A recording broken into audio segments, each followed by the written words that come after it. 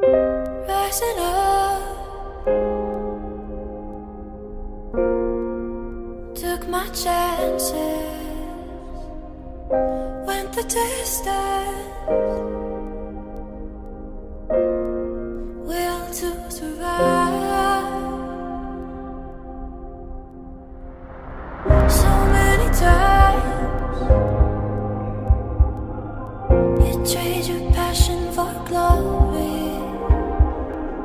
Don't lose your grip, keep them alive.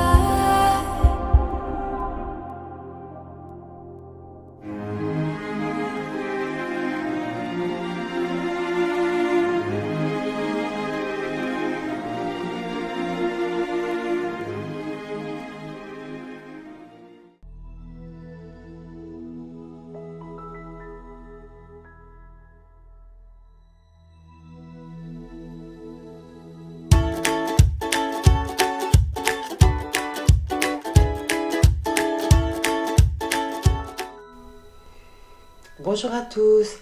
Alors aujourd'hui une vidéo très courte en fait qui va servir avec deux autres que je vais placer à comprendre qu'on n'est pas là pour donner la vérité immuable, éternelle.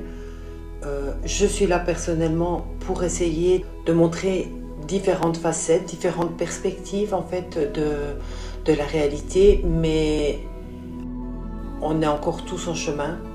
Et donc c'est plutôt un parcours d'humilité de partager ce que je partage avec vous. Et donc on va commencer aujourd'hui pour que vous compreniez bien mon cheminement, la parabole des aveugles et de l'éléphant. Cette parabole explore comment nos perspectives limitées influencent notre compréhension du monde.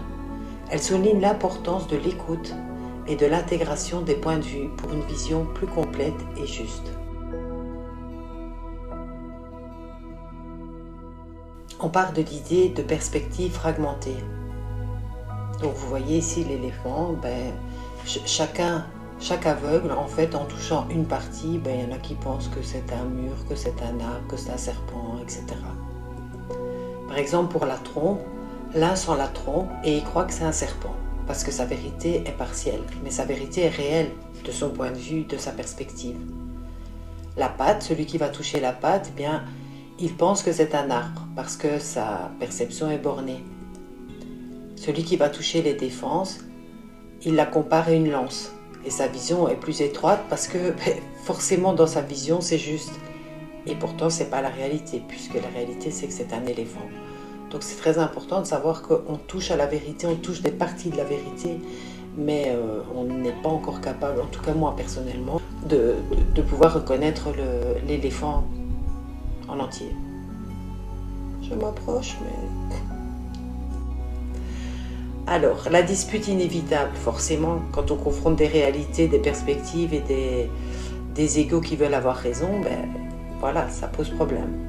Chacun affirme sa vérité absolue, et les désaccords et les disputes éclatent. L'unité de compréhension se brise.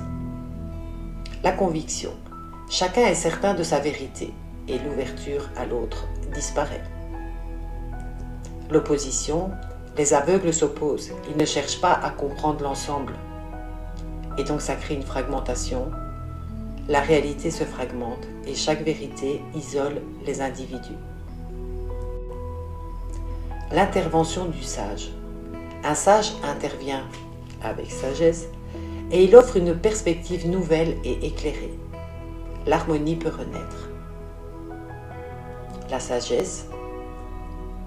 La sagesse est apportée par le sage. Il montre le chemin de la compréhension mutuelle. La compassion. Il guide avec compassion. Il aide à surmonter les limites individuelles. L'harmonie. L'harmonie revient. Les aveugles apprennent à s'écouter et à collaborer. La vérité partielle. Chacun détient une part de la vérité, mais aucune perspective n'est complète seule. L'union fait la force.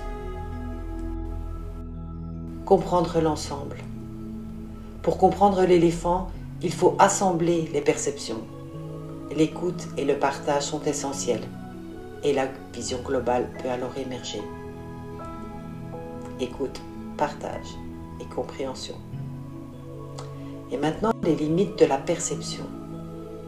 Les limites, l'ouverture et l'humilité. La parabole révèle nos limites. Chaque individu voit une partie seulement et l'humilité est nécessaire. Et c'est pour ça que j'espère que quand vous regardez mes vidéos, vous ne vous dites pas où elle a tort, où elle a raison. Prenez-le juste comme un point de vue. Voilà. Il faut une vision globale. Adopter cette vision globale, donc enrichie, elle permet une meilleure appréhension de la réalité, car la coopération est la clé.